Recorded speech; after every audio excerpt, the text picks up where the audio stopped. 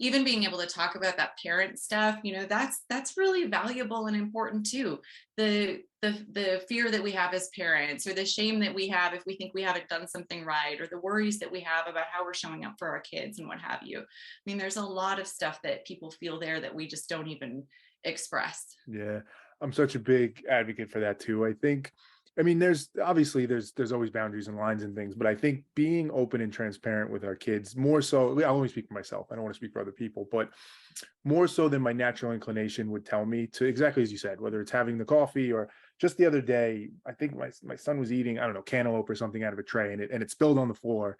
And it was one of those moments where I lost it. I started yelling, like, oh my God, I can't believe this happened. And you, as you might imagine, like we talk about a lot of this stuff, and he asked me like a couple minutes after I settled down, he was like, what happened there? Like, why'd you get so angry about the cantaloupe? And it's funny because I could still feel that old process in my brain that wants to be like, how dare you ask me? And like, it's not even like everything's fine. But I was like, you know what? I don't exactly know. Let me talk. Like, I don't know. Like for some reason when it fell, it just got me frustrated. And this was going on at work. And I have to believe that there's something super empowering in modeling that, I hope at least, that teaches Yeah. him exactly as you said, like, oh, like you struggle with that too. Like that happens. Like I've had that happen. And like that's how you work through it. And that's just humans and that's what we do. To Yeah. me, there's something in that that's so powerful for them to see and to learn.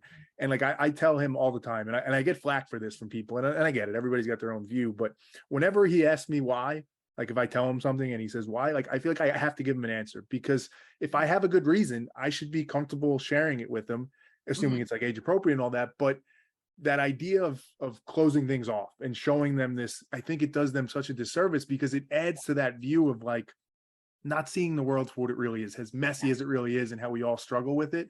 And I think that just sets them up for a big crash down the line if that happens. So I couldn't agree more. I'm a big advocate for that as well. Yeah. Mm. Well, and I think too, just exactly what you're doing with your son. I mean, I have had so many different periods where I didn't show up as I wanted to, with my kids because of my own stress, or especially when I Mhm. was going through things and not knowing why, or feeling that stress or anxiety.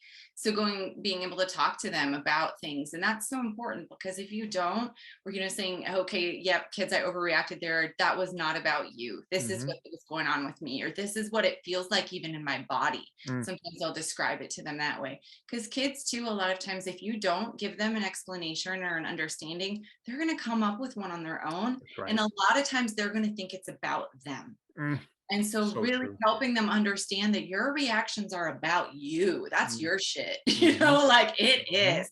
And if you don't do that, then that's where we start passing on those generational patterns and that trauma, right? Of thinking that this is how Yeah. things are, this is how I am. So I know it's not everybody's way, and sometimes it can feel unnatural, or you might not know how to do it. But it really, just even thinking back to times where maybe as a kid you felt like you didn't understand what was happening, Mhm. what would have happened if your parent would have told you or would have explained it to you? And I think for a lot of us, that would have changed our worldview on a lot of things, Yeah. Yeah. Well, I think it's true Like, even oh for, shit, that wasn't about me. Oh, yeah. okay. And Why did even you say like, so? not to go fully there unless we go there, but like even like social issues we face today, I think there's a lot of well-intentioned people that think like, well, there's an age where you shouldn't be talking to kids about those things because it's just not appropriate for them. They shouldn't be learning about it yet. But to your point, I think the same point holds. Just because you're not talking to them about it doesn't mean that they're not forming an opinion or a belief or Absolutely. something about it. So like to me, it's like either you're going to try and do it proactively and deliberately, or they're going to pick it up from just hearing their friends talk or something on TV or YouTube or whatever it might be. So I think that whole concept of like kids are too young for us to teach them these skills and these tools or to talk to them about these serious issues. Like, sure, you do have to speak their language, but I think the more we do that to an extent, like the better off they are and society is ultimately, because it helps them to be, back to your point, more authentic and more honest with themselves about what it is. Once kids enter school age, they are more influenced by their peers and their teachers. So I tell parents that all the time. So the way that you counteract that and still have, more opportunity to, mold your child's Hmm. growth, or Hmm. whatever you want to say, is by talking to them, Yeah. right? Is Yeah. by having those conversations about the things they are talking about anyway, right? Hmm.